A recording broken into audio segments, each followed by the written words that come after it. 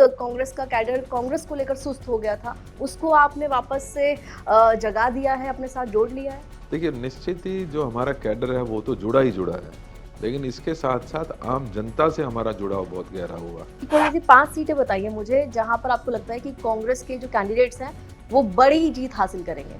शुरुआत चाहे बादली से कर लें, नांगलोई से कर लें, यहाँ पे रोहित चौधरी लड़ रहे हैं, या अभिषेक से कर लें, या मुस्तफ़ाबाद की अली की बात कर लें, या बाबरपुर की बात कर लें, या हमारी संदीप दीक्षित जी की बात कर लें, या अलका जी की बात कर लें। ये मैं आम आदमी पार्टी के नेताओं की बात भी सुन रही थी आपकी योजनाओं को लेकर। वो कह रहे थे वो कुछ भी कर सकते हैं क्योंकि वो कहीं रेस में ही नहीं है।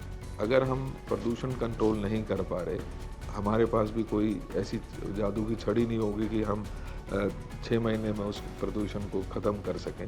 क्या प्लान है कांग्रेस का दिल्ली में जीत का? तो ये दिल्ली की जनता है, ये आंकड़ों से नहीं चलती। जब जब फैसला लेती है, एक तरफा फैसला लेती है।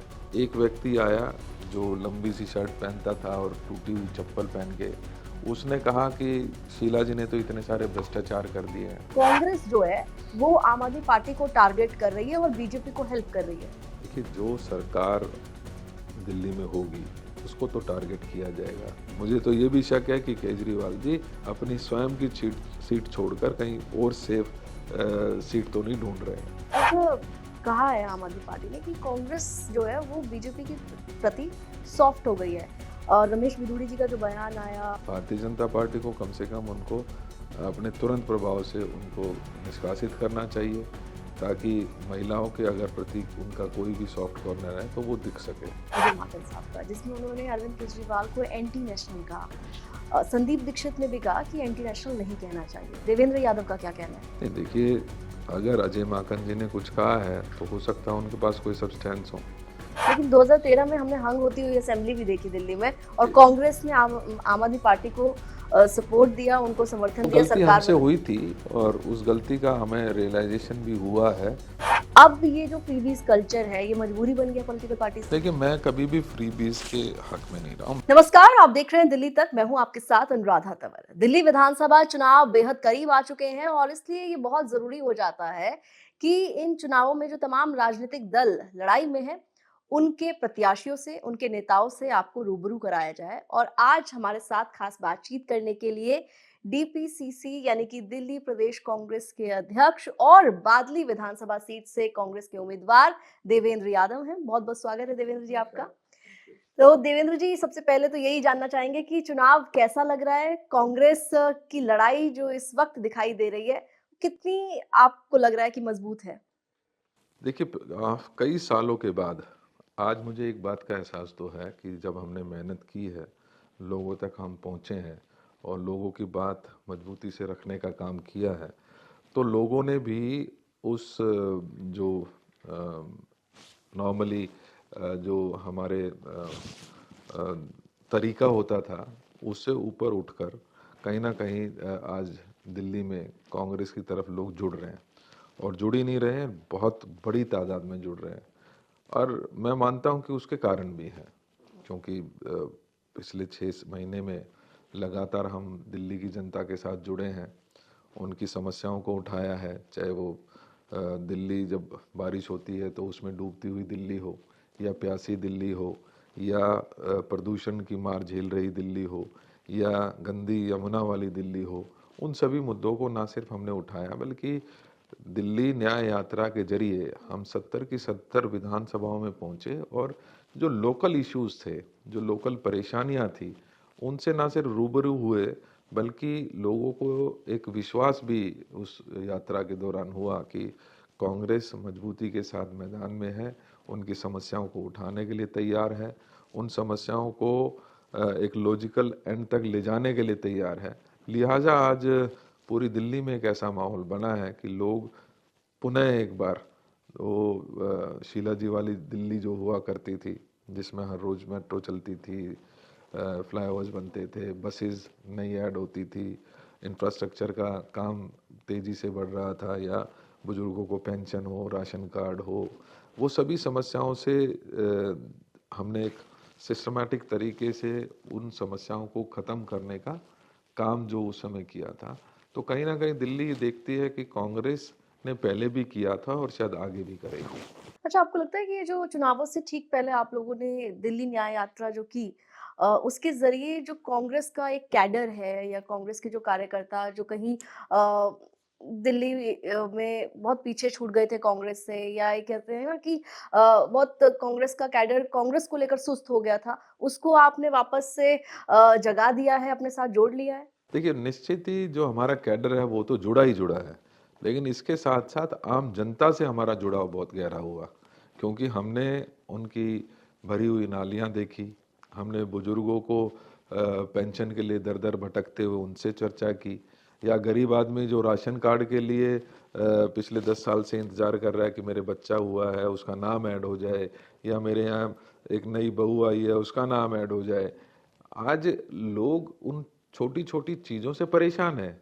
लोग पानी जब लेकर आते थे, फ्री के नाम पर क्या दिया जा रहा है, गंदा पानी। तो कहीं ना कहीं आज हमें उस बात की खुशी है कि हम उन समस्याओं से जो डे टू डे लाइफ में हमारी जनता झेल रही है, उन समस्याओं से ना सिर्फ हम अवगत हुए, बल्कि हमने उन समस्याओं के हल के लिए भी लॉजिकल कुछ सुझाव जो उन्होंने दिए थे, उनको आपने देखा होगा कि हमने अपनी गारंटीज में इंक्लूड करने का काम किया। आपने गारंटीज का जिक्र किया, आपने 2 गारंटीज अभी तक मुख्य तौर पर लॉन्च की है, जिसमें प्यारी दीदी योजना के तहत आपने दिल्ली की महिलाओं से हर महीने सरकार बनने के बाद 2500 रुपए देने का वायदा किया है, और दूसरी जीवन रक्षक योजना जिसके तहत आप 25 लाख रुपए तक का बीमा कराने की इंश्योरेंस कराने की बात कर रहे हैं। अ, मैं आम आदमी पार्टी के नेताओं की बात भी सुन रही थी आपकी योजनाओं को लेकर, वो कह रहे थे वो कुछ भी कर सकते हैं क्योंकि वो कहीं रेस में ही नहीं है। ये जो देखिए, पहले तो मैं आपको बताना चाहूँगा कि हम इन 2 योजनाओं तक पहुँचे कैसे। आज दिल्ली में जिस तरीके का माहौल है, लगातार इन सरकारों ने लोगों को जो धोखा देने का काम किया, जिसकी वजह से बेरोजगारी बढ़ी है, जिसकी वजह से महंगाई बढ़ी है, जिसकी वजह से भ्रष्टाचार बढ़ा है, और जिसकी वजह से लोग आज त्रस्त हैं कि वहाँ पर नशे का व्यापार बढ़ा है, और कहीं ना कहीं जो युवा है वो भटक गया है। ऐसे में महिलाओं के खिलाफ अत्याचार बढ़े, और कहीं ना कहीं ऐसे समय में महिलाओं को सशक्त करना हम सबका फर्ज बनता है। लिहाजा जो भारत माता के नाम से हम अपने देश को जानते हैं, पहचानते हैं, जिसमें महिला हमेशा से प्रधान रही है, उनको सशक्त करना हमारी पहली जिम्मेदारी समझते हुए हमने प्यारी दीदी योजना को लागू करने का फैसला किया।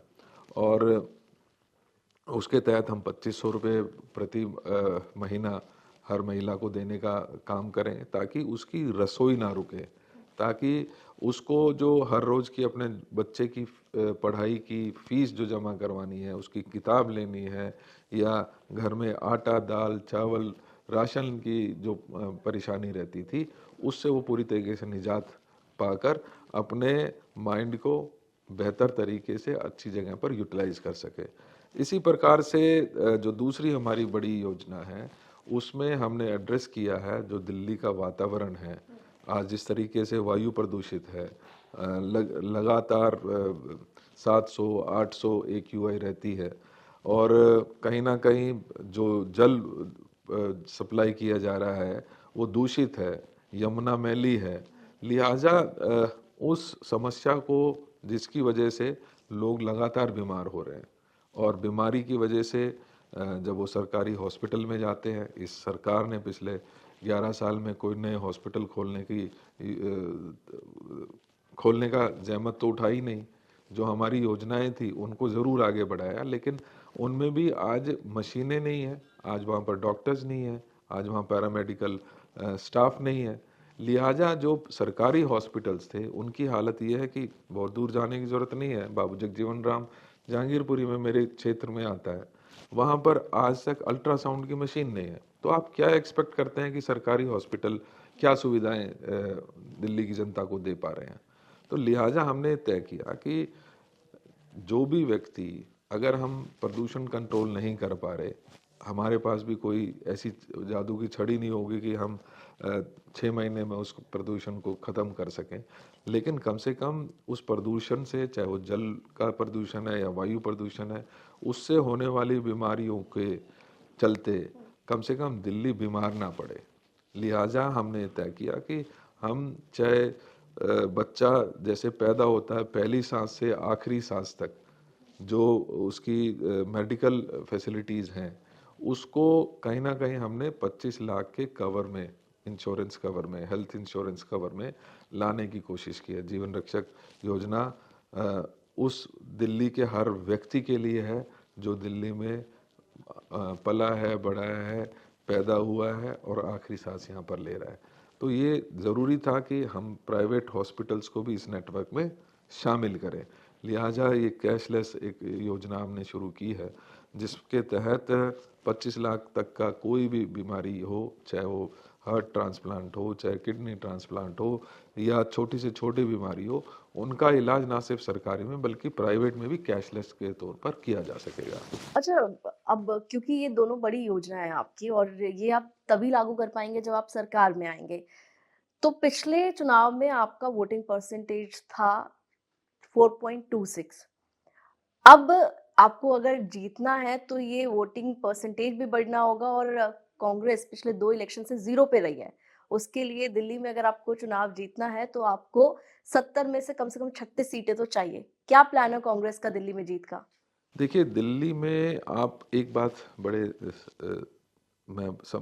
आपको समझना चाहिए कि दिल्ली की जो जनता है वो नेचुरली एक ऐसी सांप्रदायिक जो पार्टी हमारे दिल्ली में भारतीय जनता पार्टी को कभी भी पसंद नहीं करती है। ये आपने देखा होगा पिछले जितने भी चुनाव हुए हैं वहाँ पर दिल्ली की जनता ने भारतीय जनता पार्टी को कभी भी एक्सेप्ट नहीं किया। 1998 से 2013 तक कांग्रेस की सरकार रही। कांग्रेस ने ऐतिहासिक काम किए उस दौरान, लेकिन एक व्यक्ति आया जो लंबी सी शर्ट पहनता था और टूटी हुई चप्पल पहन के, उसने कहा कि शीला जी ने तो इतने सारे भ्रष्टाचार कर दिए हैं। ये कागज़ की पोथी वो साथ लेके चलते थे और लोगों को ये विश्वास दिलाने की कोशिश की कि अगर हमारी सरकार आएगी तो हम बेहतर सरकार चला पाएंगे और लोगों को सुविधाएं देंगे। उस समय केजरीवाल जी का वोट परसेंटेज क्या था? 0।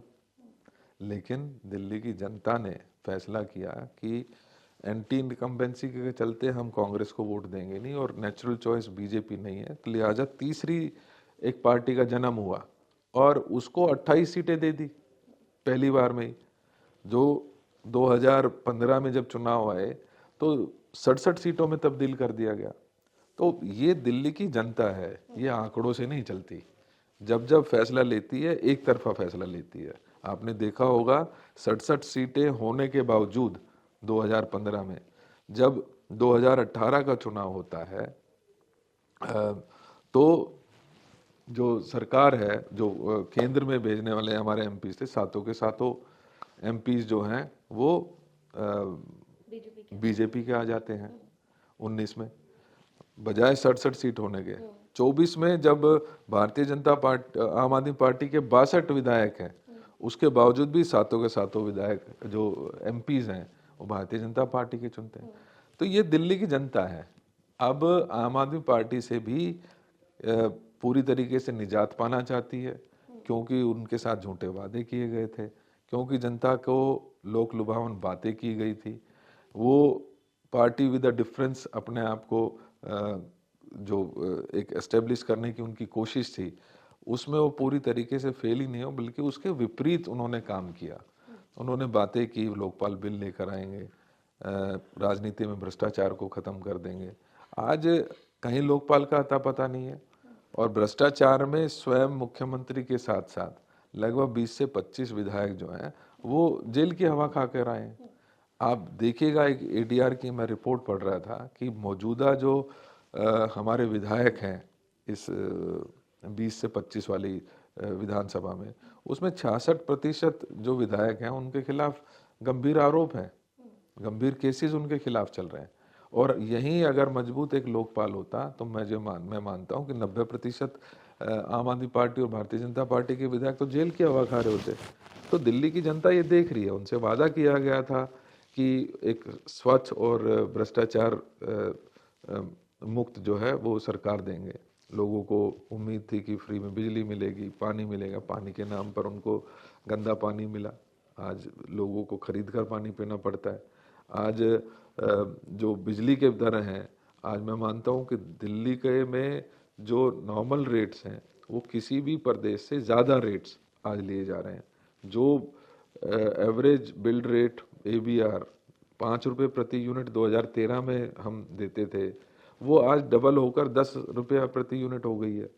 तो किस तरीके का शासन दिया। आज आप गली मोहल्ले में चले जाइए, क्योंकि ये चुनाव जो है ना, ये आम जनता का चुनाव है, ये लोकल इश्यूज का चुनाव है, ये किसी पर्सनालिटीज का चुनाव नहीं है। ये ज़्यादा है कि गरीबों को उनको राशन मिल रहा है कि नहीं मिल रहा है। आज राशन के लिए दर दर भटक रहे हैं, आज राशन कार्ड नहीं बनता। आज अगर बुजुर्ग हैं उसको पेंशन नहीं मिल पा रही है। आज गली और नुक्कड़ में आप जाके देखिए, एक एक गली में गंदगी का अंबार भरा पड़ा है। आज आप देखिए, जो क्षेत्र में हॉस्पिटल्स बनने चाहिए थे, स्कूल्स नए बनने चाहिए थे, इन्होंने वादे तो किए थे हम हर साल 5 साल में 500 नए स्कूल खोलेंगे, लेकिन कितने खोले? कोई स्कूल नहीं खोले। नहीं, लगभग 20 स्कूल उन्होंने नए खोले हैं इस दौरान। और आबादी कितनी बढ़ी है 10 साल में? तो कहते हैं कि 20,000 नए क्लासरूम्स बनाए हैं, स्कूल्स की जो हालत है वो बेहतर की है। अगर प्लास्टर और लीपा पोती से स्कूल को बेहतर कर सकते हैं तो माफ़ करना, वो मॉडल नहीं है। मॉडल, अगर आपका एजुकेशन मॉडल ये है कि आपने वादा किया था कि हम हर ये नए 500 स्कूल खोलेंगे, उसकी जगह कुछ कमरे ऐड कर कर, और उसमें भी जो घोटाला सामने आया है कि टॉयलेट के रूम को भी उन्होंने क्लासरूम बता दिया है, वेरांडाज को उन्होंने क्लासरूम बता दिया है, वो CAG की रिपोर्ट में सामने आया है। आज वही बड़ा कारण है कि CAG की रिपोर्ट से ये टेबल नहीं कर रहे हैं। आपने वादा किया था कि हर विधानसभा में एक नया कॉलेज खोलेंगे। क्या आपने पूरे 10 साल में एक भी नया कॉलेज खोला है? कोई नहीं खोला। तो ये सिर्फ जो वादे रह गए। आपने कहा था कि झुग्गी वालों को जहाँ झुग्गी है वहीं मकान देने का काम करेंगे। कितनी झुग्गी वालों को मकान दिया? एक भी नहीं। आप ऐसे में तो कह देते हैं कि हमें अड़चन आ गई, केंद्र सरकार काम नहीं करने दे रही, LG काम करने नहीं दे रही। जब आप अपने लिए शीश महल बनाते हैं तब आपको कोई नहीं रोकता। तब आप कई कई प्लॉट्स इकट्ठे कर लेते हैं, पेड़ों को काट देते हैं। तब आप गोल्ड प्लेटेड कोमोड अपने शीश महल में लगा लेते हैं। तो ये कैसा राजनीतिक आपका मॉडल है? आपको लगता है कि दिल्ली चुनाव में शीश महल एक मुद्दा है? देखिए, मुद्दा बेसिकली मैंने कहा कि आज गलियां नालियां भरी खड़ी हैं। दिल्ली का मुद्दा है कि कानून व्यवस्था खराब हो गई है। दिल्ली का मुद्दा है कि आज नशा खुलेआम बिक रहा है। दिल्ली का प्रॉब्लम है कि यहाँ पर जहाँ राशन की दुकानें ज़्यादा खुलनी चाहिए थी, राशन की दुकानें बंद हुई हैं और शराब की दुकानें ज़्यादा खुल गई हैं। दिल्ली का मुद्दा है कि जहाँ पे झुग्गियाँ थी उनको वहीं पे मकान दिया जाता।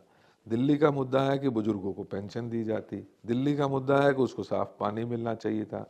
लेकिन कहीं ना कहीं जो एक ऐसा नेता अपने आप को कहता था कि मैं बिल्कुल अलग हूँ, और दूसरी तरफ भारतीय जनता पार्टी थी जो कहती थी कि हम पार्टी विद ए डिफरेंस हैं, उनको इस बात की शर्म जरूर आनी चाहिए कि जब दिल्ली की जनता इलाज के लिए, सांसें जोड़ने के लिए दर दर भटक रही थी, एक ऑक्सीजन लेने के लिए दर दर भटक रही थी, उस समय दिल्ली में मुख्यमंत्री जी का शीश महल बन रहा था और मोदी जी का राजमहल बन रहा था। तो ये निश्चित ही सवाल जरूर आएंगे इनके कैरेक्टर के ऊपर। लेकिन मुद्दे अगर मैं कहूँ तो मुद्दे सबसे बड़े आम जनता की परेशानियां हैं, जिसको एड्रेस नहीं किया गया, जिनकी हालत बद से बदतर हुई है। आज जो युवा है वो बेरोजगार घूम रहे हैं। आज महंगाई लगातार बढ़ गई है। उसकी वजह से मैं मानता हूं कि नशा का कारोबार बढ़ा है, उसकी वजह से महिलाओं के ऊपर अत्याचार बढ़ा है। एक ऐसी सिटी जो वर्ल्ड क्लास सिटी होती थी, उस सिटी में 50-50 लोग एक बारिश में डूब के मर जाएं, ये शर्मनाक है। आज ऐसी दिल्ली जहाँ थोड़ी सी धूप पड़ते ही या गर्मी बढ़ते ही पानी के लिए हाहाकार मचाने लग जाती है। एक ऐसी दिल्ली जिसको पानी देने का, फ्री पानी देने का वादा किया, वो टैंकर माफिया से छुटकारा मिला, लेकिन बोतल माफिया का कब्जा हो गया। आज महिलाएं अपने कंधे पर 20-20 लीटर की पानी पीने के लिए बोतल खरीद कर लाने को मजबूर हैं, जबकि उनको घर बैठे पानी देने का वादा किया गया था। तो ये जो वादों से भागती हुई ये सरकार है, कहीं ना कहीं उसकी वजह से आज लोगों का विश्वास कांग्रेस में जमा है। लोगों का ये विश्वास और दृढ़ हुआ है कि पहले भी कांग्रेस ने करके दिखाया है और आगे भी करेगी। अच्छा, कांग्रेस की लड़ाई आम आदमी पार्टी से है, ये तो साफ दिखाई दे रहा है और होगी भी, क्योंकि जो आप लोगों का वोट है वो आम आदमी पार्टी के पास गया है। जो सामान्य तौर पर कांग्रेस का जो वोटर है वो ही आम आदमी पार्टी के पास दिखता है, क्योंकि जो बीजेपी का वोट है, जो बीजेपी का वोट बैंक है या वोट कैडर है या उनके वोटर्स हैं, वो तो बीजेपी के साथ लगातार हमें नजर आते हैं। 32-38 का जो इनका एक हमें वोट शेयर नजर आता है, वो लगातार बीजेपी के साथ खड़ा हुआ है।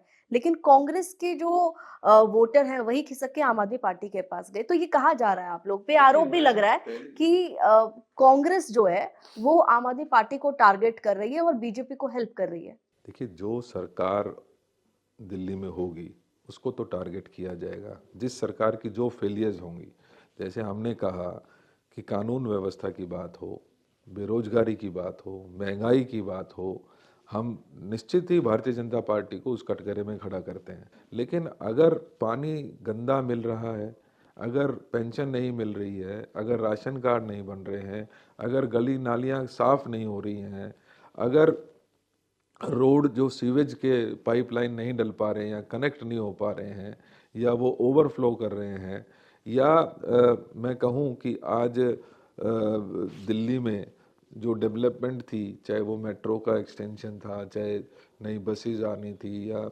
रोड का नेटवर्क और अंडर ब्रिज और फ्लाईओवर्स बनने चाहिए थे, क्या उसके फेलियर्स को हम किसी और के ऊपर तो नहीं डाल सकते। और मैं एक बात बिल्कुल क्लियर करना चाहता हूँ कि हमारी लड़ाई तो किसी से नहीं है। हमारी राजनीतिक जो प्रतिद्वंदिता है वो निश्चित ही हमारा मुख्य टारगेट जो है वो भारतीय जनता पार्टी है। लेकिन आपने देखा होगा कि कुछ समय पहले, लगभग 10 साल 11 साल पहले, हमारा जो टोटल वोट बैंक था वो आम आदमी पार्टी की तरफ खिसक गया, इस उम्मीद में कि हमें बेटर गवर्नेंस मिलेगी, हमें भ्रष्टाचार मुक्त दिल्ली मिलेगी और दिल्ली तेजी से आगे बढ़ेगी। लेकिन इस 11 साल में आम आदमी पार्टी पूरी तरीके से लोगों का विश्वास खो चुकी है। और क्योंकि भारतीय जनता पार्टी उनका नेचुरल चॉइस नहीं है दिल्ली की, आपने देखा होगा कि जितने भी चुनाव हुए हैं उसमें भारतीय जनता पार्टी वहीं 32 से 34, 36, 38 तक ही पहुंच पाती है। लिहाजा मुझे ये उम्मीद है कि इस बार आम आदमी पार्टी पूरी तरीके से, जैसे हमारे साथ 2013 में हुआ कि हमारा वोट सारा खिसक कर आम आदमी पार्टी में चला गया, कहीं ना कहीं मुझे लगता है कि आम आदमी पार्टी का जो सारा वोट बैंक है वो पूरी तरीके से कांग्रेस में वापस आता नजर आ रहा है। और उसकी वजह से छटपटाहट में केजरीवाल जी अनर्गल बयान दिए जा रहे हैं, वो केवल नई दिल्ली तक सीमित हो गए हैं, उनको उसके अलावा कुछ दिख नहीं पा रहा है। मुझे तो ये भी शक है कि केजरीवाल जी अपनी स्वयं की सीट छोड़कर कहीं और सेफ सीट तो नहीं ढूंढ रहे हैं। ये बात जो आप कह रहे हैं कि अरविंद केजरीवाल नई दिल्ली सीट छोड़कर कोई दूसरी सेफ सीट तो नहीं देख रहे हैं, इसका क्या सोर्स है आपके पास? क्योंकि देखिए, आपने लगातार इस तरह के बयान बीजेपी की ओर से भी दिए जा रहे हैं। देखिए, पिछले कई समय से आप देख रहे होंगे कि केजरीवाल जी सिर्फ नई दिल्ली की बात करते हैं। जैसे ही हमारे संदीप दीक्षित जी कैंडिडेट आए, उनको परेशानी हुई, उन्होंने अनर्गल बयान दिए। फिर कभी कहते हैं कि नई दिल्ली में पैसे बांटे जा रहे हैं, कभी कहते हैं कि तो सबके सामने है। तो कहीं कभी कहते हैं नहीं, वो सारी दिल्ली, माफ़ करना, केजरीवाल जी एक नेशनल पार्टी के हेड हैं, उनको ये देखना चाहिए कि पूरी दिल्ली में क्या हो रहा है। निश्चित ही कभी भी पैसे कोई बांटता है या वो है, वो हमारे कॉन्स्टिट्यूशन में उसके लिए कोई जगह नहीं है, उनके खिलाफ कार्रवाई भी होनी चाहिए। लेकिन जब कहते हैं कि नई दिल्ली में बल्क में वोट ऐड हो रही हैं और डिलीट हो रही हैं, तो आपको पूरी दिल्ली का ख्याल नहीं आता। आप ये कहते हैं कि ये संदीप दीक्षित जो हैं वो आम आदमी पार्टी के, सॉरी, भारतीय जनता पार्टी के इशारे पर कर रहे हैं। वो संदीप दीक्षित बीजेपी से पैसे लेकर चुनाव लड़ रहे हैं। अरे भाई, आप एक नेशनल पार्टी के हेड हैं, आप दिल्ली के पूर्व मुख्यमंत्री हैं, आपको पूरी दिल्ली की चिंता करनी चाहिए, लेकिन कहीं ना कहीं वो उस नई दिल्ली तक सीमित होकर रह गए हैं। आज उनके ज़्यादातर बयान नई दिल्ली को लेकर होते हैं, बजाय पूरी दिल्ली को सजाने और संवारने और एक बेहतर दिल्ली बनाने में उनका जो विजन होता है वो कहीं ना कहीं गायब नजर आता है।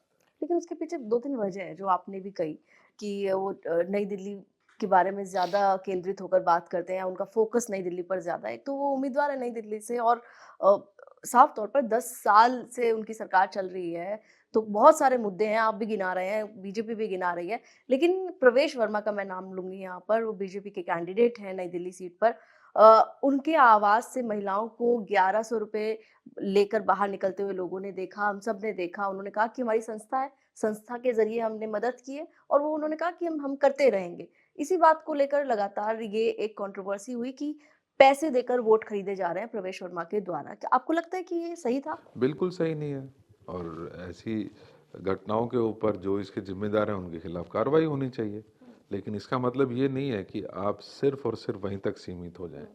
मुझे भी बादले में बहुत सारी ऐसी समस्याएं सामने आती हैं, लेकिन जिम्मेदारी क्योंकि पूरी दिल्ली की है, तो लिहाजा जहां मुझे अपने घर परिवार और अपनी कॉन्स्टिट्यूंसी को नर्चर करना है, वहां मेरी जिम्मेदारी ये भी है कि मैं पूरी दिल्ली को ना भूल बैठूं। आज जिस तरीके के बयान पिछले कुछ दिनों से लगातार केजरीवाल जी के सिर्फ और सिर्फ इनके खिलाफ आ रहे हैं, वो ज़रूर ये शंका जाहिर उत्पन्न करता है कि आप कहीं ना कहीं जो हमारे संदीप जी हैं, उनकी उम्मीदवारी से आपको परेशानी हुई है, आपको अपनी वो सीट हारती नज़र आ रही है। इसीलिए चाहे वो परेश वर्मा हो जो ये कहते हैं कि कांग्रेस कहीं है नहीं, या केजरीवाल हो जो ये कहते हैं कि ये भारतीय जनता पार्टी से पैसे लेके चुनाव लड़ रहे हैं, ये संदीप जी को मैं मुबारकबाद देना चाहता हूँ कि उन्होंने उन दोनों जो कैंडिडेट्स हैं, जो भारतीय जनता पार्टी या केजरीवाल जी हैं, उनको कहीं ना कहीं इनसिक्योर करने का काम तो ज़रूर किया है। और तो मुझे पूरी उम्मीद भी है कि सोची समझी रणनीति थी कांग्रेस की। देखिए, हम इंडिपेंडेंट चुनाव लड़ रहे हैं और हमारे साथ बहुत सारी परेशानियां भी थी।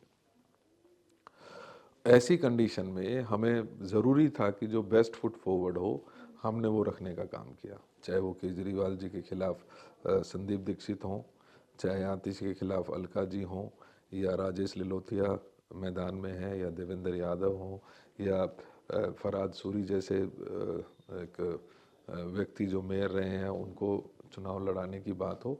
ये सारे निश्चित ही हमने जो हमारे बेस्ट लोग थे उनको मैदान में उतारने का काम किया है। ऐसा कहा है आम आदमी पार्टी ने कि कांग्रेस जो है वो बीजेपी के प्रति सॉफ्ट हो गई है।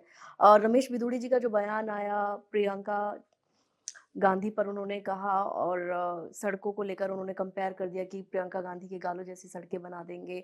इस बयान पर भी कांग्रेस ने उस तरीके से अपनी नाराजगी जाहिर नहीं की। संजय सिंह ने ऐसा कहा कि अ, कांग्रेस को इस मुद्दे पर घेरना चाहिए था रमेश बिधूड़ी को और क्यों कांग्रेस कोई कंप्लेन नहीं करा रही है, क्यों कांग्रेस बीजेपी के नेताओं के खिलाफ कोई एक्शन लेती हुई नजर नहीं आ रही है। संदीप दीक्षित, संजय सिंह और आतिशी पर कंप्लेन तो करा रहे हैं, लेकिन बीजेपी के नेताओं के खिलाफ कोई कार्रवाई नहीं करते हुए दिखाई दे रहे। देखिए, हमने बहुत कड़े शब्दों में इसकी भर्त्सना की थी, और हमारा ये मानना है कि ये जो टिप्पणी थी ये सिर्फ आतिशी जी या प्रियंका जी के ऊपर नहीं थी, बल्कि ये पूरी जो हमारी महिलाएं बहनें हैं, माताएं हैं, उनके खिलाफ एक टिप्पणी थी। और इस बारे में हमारा ये स्पष्ट मत है कि भारत, जो मैंने पहले भी कहा है, कि माता के रूप में जाना पहचाना जाता है, और इस भारत में जहाँ पर महिला प्रधान ये देश रहा है, ऐसे में इस तरीके की टिप्पणी का कोई जगह नहीं है और ना ही ये माफ़ी योग्य है। ये कहीं ना कहीं जो भारतीय जनता पार्टी का जो सॉरी आरएसएस का जो एजेंडा है, हमेशा से रहा है महिला विरोधी, और जहाँ पर महिलाओं का कोई स्थान नहीं है, ये कहीं ना कहीं उस आरएसएस के एजेंडे को ही भारतीय जनता पार्टी आगे बढ़ाने का काम कर रही है, और इसमें माफ़ी की कोई जगह नहीं है। मैं मानता हूँ कि ये वही रमेश बिधूड़ी हैं जो कुछ दिन पहले पार्लियामेंट में भी एक माइनॉरिटी के खिलाफ उन्होंने अपनी टिप्पणी की थी। तो ऐसे लोगों को बढ़ावा देना भारतीय जनता पार्टी का वो चेहरा जो देश विरोधी, जो मैं ये कहूँगा कि महिला विरोधी है, और जो कहीं ना कहीं कॉन्स्टिट्यूशन को भी ना ही मानते हुए अपने बयानों को लगातार भड़काने का काम कर रहे हैं, उन ऐसे व्यक्तियों का कहीं भी इस समाज में भी कोई स्थान नहीं है। भारतीय जनता पार्टी को कम से कम उनको अपने तुरंत प्रभाव से उनको निष्कासित करना चाहिए, ताकि महिलाओं के अगर प्रति उनका कोई भी सॉफ्ट कॉर्नर है तो वो दिख सके। अच्छा, बादली की कॉन्स्टिट्यूंसी से, क्योंकि आप चुनावी मैदान में हैं, 2 बार आप विधायक भी रहे हैं बादली से, लेकिन पिछले 2 इलेक्शन आम आदमी पार्टी जीती है यहाँ पर। अब फिर से आप चुनावी मैदान में बादली से आ गए हैं, बीजेपी की तरफ से दीपक चौधरी को फील्ड किया गया है, अजयेश यादव को दोबारा आम आदमी पार्टी ने टिकट दिया है। बादली की जनता को किस तरीके से कन्विंस कर रहे हैं आप? मेरा परिवार है, वो हमेशा से ही मेरे बहुत करीब रहा है, और मुझे इस बात की खुशी है कि जब जब मुझे पूरी दिल्ली का एक प्रभार अध्यक्ष के रूप में निभाना है, वहीं अपने परिवार को भी मजबूती प्रदान करने का काम करना है। मैं, क्योंकि परिवार है, इसलिए उस समय को, चाहे रात को हो, सुबह जल्दी किसी के भी घर में जाकर दरवाज़ा खटखटा कर, मुझे वो लिबर्टी है, क्योंकि हम परिवार के सदस्य हैं, तो वो लिबर्टी है। मैं रात को भी चला जाता हूँ, सुबह जल्दी भी चला जाता हूँ। वहाँ पर हमने कांग्रेस को लगातार, चाहे चुनाव भले ही हम हारे, लेकिन परिवार की तरह ही पिछले 10 सालों भी मैंने अपने क्षेत्र की सेवा की है। और शायद कहीं ना कहीं वही कारण रहा है कि आपने देखा होगा कि जब एक आंधी आई आम आदमी पार्टी की, उस समय भी हमें एक बार 37,500 वोट मिले, जबकि सब लोग बहुत 2,000, 3,000, 4,000 तक सीमित ही रह गए थे। दूसरी बार 27,500 वोट मिले।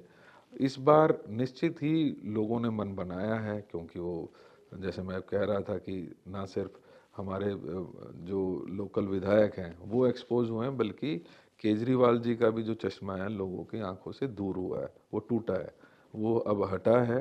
तो कहीं ना कहीं दिल्ली की जनता, और विशेष रूप से बादली की जनता, जो रोज़ परेशानियों से जूझ रही है, उसने उनका प्यार और रुझान जो है वो मेरी तरफ भी बढ़ा है और कांग्रेस पार्टी की तरफ भी। अच्छा, कई कंट्रोवर्सी इन दिनों हमने दिल्ली में देखी, खासकर रीसेंट कंट्रोवर्सी की बात करूं तो पूर्वांचली वोटर्स को लेकर जो बयानबाजियां हुई हैं पिछले दिनों। अरविंद केजरीवाल का एक बयान सामने आता है, इलेक्शन कमीशन से जब आम आदमी पार्टी का डेलीगेशन मिलने जाता है, वापस आकर अरविंद केजरीवाल एक प्रेस कॉन्फ्रेंस करते हैं और वो कहते हैं कि भारतीय जनता पार्टी फर्जी वोट बनवा रही है यूपी और बिहार से लाकर। और उससे पहले आपने देखा होगा कि किस तरीके से संसद में जेपी नड्डा साहब का एक स्टेटमेंट था जिसमें रोहिंग्या, बांग्लादेशी और पूर्वांचली वाला मुद्दा उठा, और फिर संजय सिंह ने कहा कि आपने पूर्वांचलियों को रोहिंग्या कहा है। देखिए, पूर्वांचली भाई बहनों को रोहिंग्या कहा जाए या फर्जी कहा जाए, ये किसी भी रूप से बर्दाश्त नहीं किया जा सकता।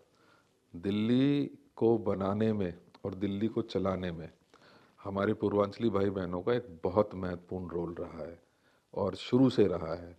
आज दिल्ली जिस अवस्था में है, जिस तरीके से दिल्ली के रोड, फ्लाईओवर इंफ्रास्ट्रक्चर बढ़ा है, या डे टू डे लाइफ जो है, उसमें एक बहुत महत्वपूर्ण रोल हमारे पूर्वांचली भाई बहनों का है। तो इनके प्रति किसी भी प्रकार की गलत टिप्पणी कांग्रेस बिल्कुल बर्दाश्त नहीं करेगी। कांग्रेस हमेशा से पूर्वांचली हो या प्रवासी भाई बहन हो, किसी भी अन्य स्टेट से आने वाले लोगों को भी दिल खोलकर इस दिल्ली ने स्वागत किया है। उनको इज्जत की रोजी और रोटी कमाने का अवसर प्रदान किया है। पिछले 10 सालों में ज़रूर ये कम हुआ है, और कहीं ना कहीं मुझे ये लगता है कि ये जो मौजूदा सरकारें हैं, जो भारतीय जनता पार्टी के केंद्र में हो या दिल्ली में आम आदमी पार्टी की सरकार हो, इस दौरान महंगाई बढ़ी है, बेरोजगारी बढ़ी है, तो उसका असर ज़रूर पूरी दिल्ली पर पड़ा है। लेकिन कहीं ना कहीं फिर भी दिल्ली भारत का दिल है, और यहाँ पर सभी प्रवासियों का दिल खोलकर ना सिर्फ स्वागत किया जाएगा, कि उनको इज्जत की रोजी और रोटी कमाने का अवसर दिन प्रदान करेंगे। कांग्रेस इस बार के चुनाव में, आप जिस तरीके से आपने कैंडिडेट अनाउंस किए, काफी जोर लगा रही है कांग्रेस पार्टी दिल्ली चुनाव में।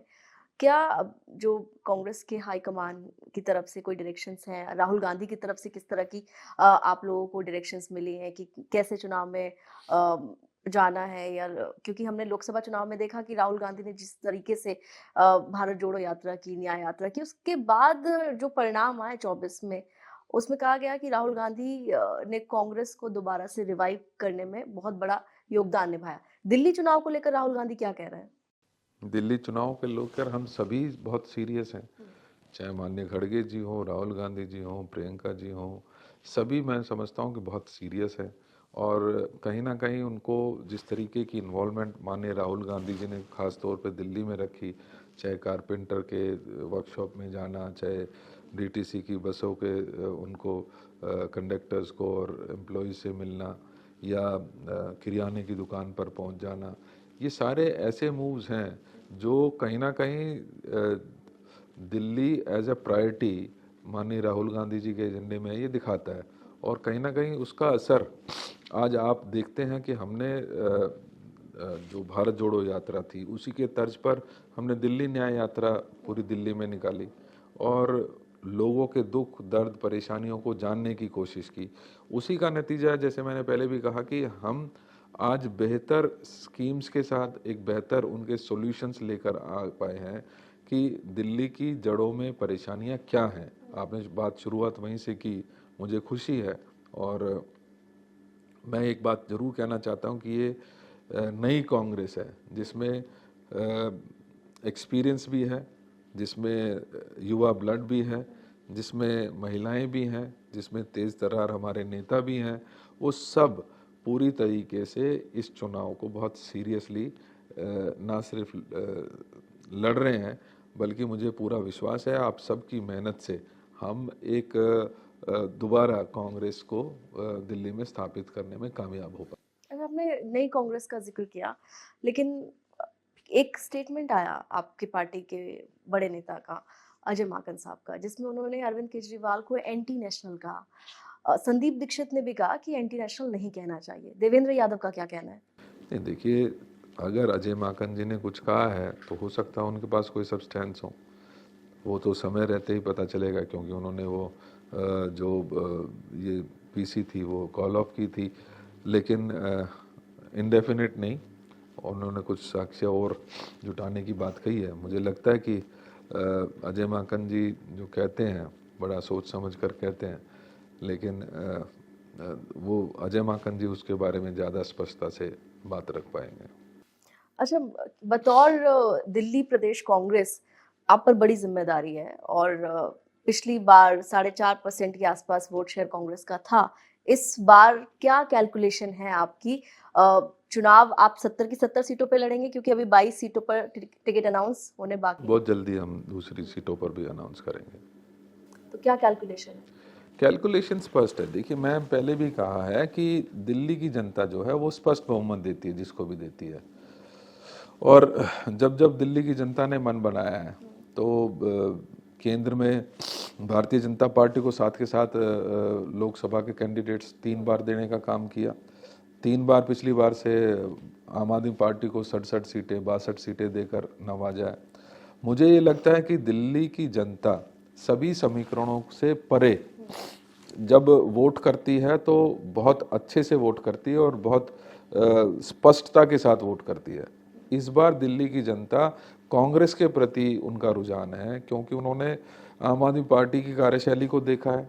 और जैसे मैंने पहले कहता रहा हूँ कि Bharatiya Janata party natural choice Delhi की कभी भी नहीं रही है। लिहाजा मुझे पूरी उम्मीद है एक भारी बहुमत, और कोई मतलब किसी को भी ये अचंभा नहीं होना चाहिए अगर हमारी 60 सीटें आ जाएं, 62 सीटें आ जाएं, जिस तरीके से आम आदमी पार्टी के कुछ भी आ सकता है, क्योंकि दिल्ली की जनता जब फैसला लेती है तो इसी तरीके से लेती है। लेकिन 2013 में हमने हंग होती हुई असेंबली भी देखी दिल्ली में, और कांग्रेस ने आम आदमी पार्टी को सपोर्ट दिया, उनको समर्थन दिया, गलती सरकार हमसे बनी। हुई थी और उस गलती का हमें रियलाइजेशन भी हुआ है, और तभी हम ये कह रहे हैं कि अब कोई समझौता नहीं, पोस्ट पोल कोई अलायंस नहीं।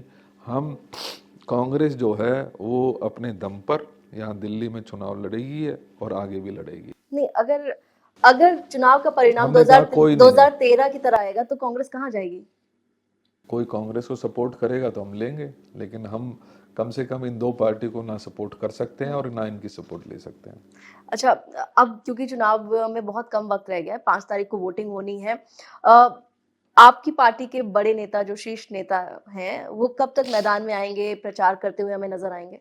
देखिए, मैं पहले भी कहा है कि पिछले 1 डेढ़ साल से माननीय राहुल गांधी जी लगातार दिल्ली की जनता की नब्ज को टटोलते रहे हैं, उनकी समस्याओं में शामिल होते रहे हैं।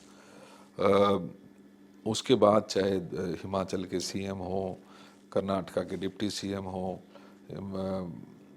राजस्थान के पूर्व सीएम हो, हमारे जनरल सेक्रेटरी सुरजेवाला जी हो, हमारे जनरल सेक्रेटरी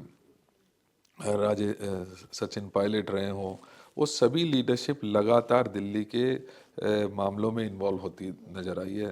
ट्रेजरर हमारे अजय माकन जी हों, और परसों हमारी एक और बड़ी रैली माननीय राहुल गांधी जी के नेतृत्व में होने जा रही है। तो मुझे तो पूरा विश्वास है कि ये जो चुनाव है बिल्कुल डिफरेंट तरीके से आप देख रहे हैं कि लड़ा जा रहा है। पहले ये सोचा जाता था कि कांग्रेस तो लास्ट मोमेंट पे टिकट अनाउंस करती है।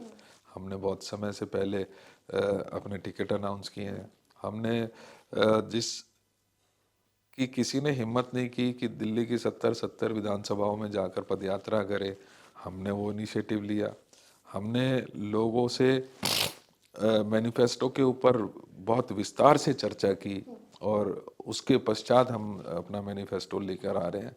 तो ये सारे ऐसे कदम हैं जो कहीं ना कहीं हमारी सीरियसटी को दिखाते हैं, और आने वाले समय में चाहे वो 13 तारीख को राहुल गांधी जी की रैली हो, या प्रियंका जी की रैली रहे, या खड़गे साहब की रैली रहे, वो सारे आप इस 20 दिन में पूरी तरीके से पूरी कांग्रेस को इन्वॉल्व होते देखेंगे। अच्छा, बीएसपी भी चुनावी मैदान में है, कई और राजनीतिक दल हैं जो अपने अपने कैंडिडेट अनाउंस कर रहे हैं। देखिए, मैं हमेशा ही खास तौर पे जिस तरीके का व्यवहार बीएसपी का पिछले कुछ समय से रहा है, बीएसपी कहीं ना कहीं dummy party Bharatiya Janata party की हो गई है। इसी प्रकार से एमआईएम भी अपने अगर कैंडिडेट उतारती है तो कहीं ना कहीं वो भारतीय जनता पार्टी को फ़ायदा पहुंचाने के लिए करती है। इन इन पार्टीज़ का कम से कम दिल्ली में कोई स्थान नहीं है। दिल्ली में सिर्फ 3 पार्टियां चुनाव लड़ रही हैं और सीरियसली लड़ रही हैं, तो वो निश्चित ही कांग्रेस, बीजेपी और आम आदमी पार्टी हैं। लोगों को फैसला इन तीनों में से करना है, और इन तीनों के अगर हम अतीत में जाएं या वर्तमान में जाएं तो पलड़ा भारी कांग्रेस का पड़ता है। कांग्रेस हमेशा से दिल्ली और देश की जो समस्याएं हैं उनको प्रमुखता से उठाती है। हमारे लीडर्स अनर्गल बातें नहीं करते, वो सरकार को अगर घेरते भी हैं तो उन मुद्दों पर घेरते हैं और उनको आगाह करते हैं पहले कि ये समस्या आने वाली है, आप इसका समाधान ढूंढिए, और अगर आपके पास समाधान नहीं है तो हम समाधान में भी आपकी मदद करने के लिए बैठे हैं।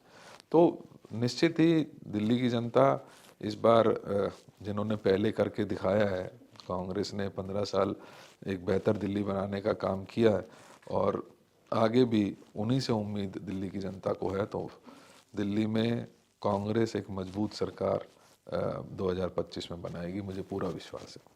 अच्छा, एक आखिरी सवाल और मैं ज़रूर पूछूंगी आपसे कि जो ऑलरेडी स्कीम्स चल रही हैं दिल्ली में, जैसे 200 यूनिट फ्री बिजली चल रही है, इसके अलावा पानी पर भी सब्सिडी है, फ्री बस राइड्स हैं। आपने अभी तक जो 2 गारंटी अनाउंस की हैं, जिसमें आपने महिलाओं को प्यारी दीदी के तहत एक 2500 रुपए देने की बात कही, और हेल्थ इंश्योरेंस 25 लाख का। जो एग्जिस्टिंग पॉलिसीज है उनको लेकर कांग्रेस की क्या राय है? देखिए, कांग्रेस हमेशा प्रोग्रेसिव रही है। जो बेहतर पॉलिसीज़ होंगी हम उनको कंटिन्यू करेंगे, जो बेहतर नहीं है उनको डिसकंटिन्यू किया जा सकता है।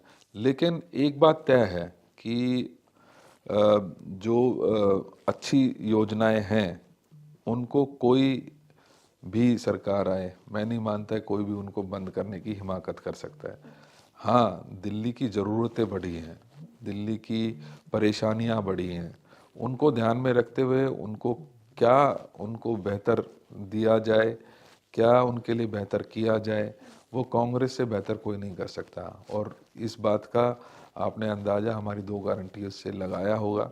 आगे भी जो और गारंटीज आएंगी उसमें आप देखेंगे कि दिल्ली की जनता की जो परेशानियां हैं उनको हम कैसे एड्रेस करते हैं। अच्छा, एक और बात जो हाल के चुनाव हमने देखे हैं अलग-अलग राज्य में, चाहे आप मध्य प्रदेश की बात करें, महाराष्ट्र की बात करें, झारखंड की बात करें, लाडली बहना योजना, लाड़की बहना योजना, मैया योजना और अब आप प्यारी दीदी योजना। आपको लग रहा है कि जिस तरीके से इन योजनाओं का परिणाम आया है, जो सरकारों को वो मिला है, क्योंकि मध्य प्रदेश में बीजेपी को फ़ायदा मिला, महायुति को मिला और इधर झारखंड में मिला, तो उसके बाद ये इस तरह का एक फ़ॉर्मूला निकल गया है कि इसके तहत आपको एक आधी आबादी का वोट यानी कि महिलाओं का वोट अपने तरफ करने का एक बहुत ऐसा रिज़ल्ट ओरिएंटेड फ़ॉर्मूला है ये।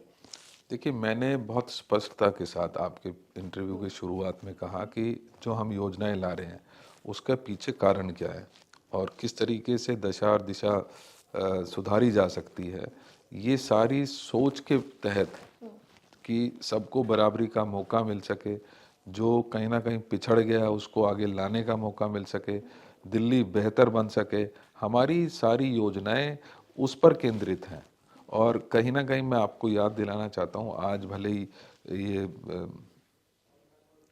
प्यारी लाडली और क्या क्या गोरा ये सब आ गई हैं, लेकिन याद कीजिए शीला जी के समय में हमने लाडली योजना जारी की थी, शुरू की थी महिलाओं को सशक्त करने के लिए। जब बच्ची पैदा होती थी उसी समय उसके अकाउंट में पैसे जमा कर दिए जाते थे। जब तक वो 12वीं पास करती थी उसको 1 लाख की एक मुश्त उस समय राशि मिल जाती थी ताकि वो अपने पैरों पर खड़ा हो सके। तो हमने हमेशा से और उन चीज़ों को एक अच्छे तरीके से लागू करके बताया। आज हमारी 2500 की योजना अगर हमने लागू की है तो हमने जो हमारी कर्नाटका में ऑलरेडी 2000 रुपये हम 1 साल से दे रहे हैं, तो उसको देखते हुए हमने उस योजना को लागू करने का फैसला किया। गृह लक्ष्मी योजना है, कर्नाटका की है, वहाँ पर 2000 रुपये हम 1 साल भर से दे रहे हैं। इनका किसी का भी रिकॉर्ड ऐसा नहीं है, क्योंकि आम आदमी पार्टी ने 1000 का वादा किया पंजाब में 3 साल पहले, 34 महीने हो गए हैं, इसी तरीके से फॉर्म भरे गए थे, इसी तरीके से कार्ड बांटे गए थे, लेकिन हुआ क्या? आज 34 महीने बाद जब वो महिलाएं इनके घर पर आती हैं कि हमें हमारा हक दीजिए, 34,000 रुपये दीजिए, तो उनको डंडे पड़ते हैं, उनको पुलिस की मार झेलनी पड़ती है। तो हम जो कहते हैं वो करके दिखाते हैं। हमने अगर 25 लाख की गारंटी आज यहाँ लागू करने की बात की है तो राजस्थान में हमने उसको करके दिखाया है। तो हमारी सारी गारंटीज कहीं ना कहीं वो क्रेडिबल, इसके ऊपर भरोसा जो है उसके साथ आता है। जब भी कोई योजना हमारी आती है तो कांग्रेस का भरोसा, राहुल गांधी जी का भरोसा और हमारे खड़गे जी का भरोसा उसके पीछे जरूर जो फेसेस हैं क्रेडिबल, वो उसका भरोसा साथ में उसके आता है। अच्छा, इन स्कीम्स को जो चल रही हैं, फ्रीबीज भी कहते हैं, रेवड़ी भी कहते हैं, आपको लगता है अब जो तमाम पार्टीज हैं वो इस तरह की योजना अनाउंस करेंगे कि अब ये जो फ्रीबीज कल्चर है ये मजबूरी बन गया पॉलिटिकल पार्टीज की? देखिए, मैं कभी भी फ्री बीज के हक में नहीं रहा हूँ। मैं सिर्फ ये कहता हूँ कि हमारा कॉन्स्टिट्यूशन ये कहता है कि अगर कोई पिछड़ गया है, अगर कोई इस भागदौड़ की ज़िंदगी में पीछे रह गया है, तो उसको बराबरी का प्ले फील्ड दिया जाना चाहिए। और कहीं ना कहीं हमारी जितनी भी योजनाएं हैं वो एक प्ले फील्ड बराबरी का देने की एक कोशिश भर है। मैंने बताया है कि हमने अगर 2500 रुपये की प्यारी दीदी योजना का अनाउंसमेंट किया तो उसके पीछे कारण क्या है? क्योंकि बेरोजगारी बढ़ी है, महंगाई बढ़ी है, 400 का सिलेंडर आज 1200 का हो गया, 200-300 रुपये उसमें से कम कर दिए गए अभी चुनाव के चलते। तो आज दाल, रोटी, चावल आज प्लेट से दूर होता जा रहा है। और ऐसे में जो युवा है बेरोजगारी के चलते नशे की तरफ धकेले जा रहे हैं। ऐसे में महिलाओं के साथ उत्पीड़न बढ़ रहा है। तो ज़रूरी है कि परिवार को सशक्त किया जाए, उसको उस लेवल तक लाया जाए जहाँ पर वो अपनी रोजी और रोटी के लिए उसको हर रोज़ जद्दोजहद ना करनी पड़े। तो ये सिर्फ हम लेवल प्लेइंग फील्ड प्रदान करने के लिए कि महिला को ये चिंता जब खत्म हो जाएगी तो निश्चित ही वो बेहतर कार्य कर पाएगी, वो अपने बच्चों का लालन पोषण बेहतर कर पाएगी, वो उस बच्चों को अच्छी शिक्षा दे पाएगी। जब उसको घर में ये सिक्योरिटी हो जाएगी कि मेरे घर में मेरा राशन और मेरे दवाई की, मेरी जो छोटी मोटी बच्चों की फीस है, उसकी चिंता जब उसके दिमाग से हटेगी तो ये समस्याओं का समाधान होगा। अच्छा, आप कह रहे थे 60 के ऊपर सीटें आ सकती हैं। मैं आपसे सिर्फ इतना जानना चाह रही हूँ कि कोई ऐसी 5 सीटें बताइए मुझे जहाँ पर आपको लगता है कि कांग्रेस के जो कैंडिडेट्स हैं वो बड़ी जीत हासिल करेंगे। देखिए 5 नहीं, मैं ऐसी अनेकों सीट आपके साथ चर्चा कर सकता हूँ, लेकिन इसका मतलब ये नहीं है कि हम दूसरी सीटों को किसी भी तरीके से कम आकलन करें। मैं ये कहा बड़े कि मार्जिन दिल्ली की के बात करिए। बड़े मार्जिन के साथ ही हमारी बहुत सारी सीटें जीतेंगी, चाहे वो शुरुआत चाहे बादली से कर लें, नांगलोई से कर लें जहाँ पे रोहित चौधरी लड़ रहे हैं, या अभिषेक से कर लें, या मुस्तफ़ाबाद की अली की बात कर लें, या बाबरपुर की बात कर लें, या हमारी संदीप दीक्षित जी की बात कर लें, या अलका जी की बात कर लें। ये सारी सीटें ऐसी हैं जो बहुत अच्छे हम चुनाव वहाँ पर ना सिर्फ लड़ रहे हैं बल्कि एक इनिशियल बढ़त भी वहाँ पर देखने को मिल रही है। तो देवेंद्र यादव, जी हाँ, कांग्रेस दिल्ली अध्यक्ष, उनका ये साफ तौर पर कहना है कि इस बार का दिल्ली विधानसभा चुनाव कांग्रेस पूरी ताकत के साथ लड़ रही है और सिर्फ लड़ नहीं रही है, वो दावा ये कर रहे हैं कि दिल्ली की जनता ने जिस तरह का मैंडेट पिछले 2 चुनावों में दिया है, बहुत क्लियर मेजॉरिटी दी है, 60 के ऊपर की सीटें आम आदमी पार्टी को दी है, कुछ उसी तरीका का परिणाम कांग्रेस के हक में आ सकता है, 60 के ऊपर सीटें जा सकती हैं। और ये भी कह रहे हैं कि पोस्ट अलायंस भी कोई नहीं होगा, कांग्रेस को अगर कोई समर्थन देना चाहे तो वो लेने के लिए तैयार है। फिलहाल एक लंबी बातचीत हुई है देवेंद्र जी से, बहुत बहुत शुक्रिया बातचीत के लिए देवेंद्र जी। इसी तरह से दिल्ली चुनाव को लेकर इंटरव्यूज लगातार आपके सामने लाते रहेंगे। शुक्रिया, धन्यवाद।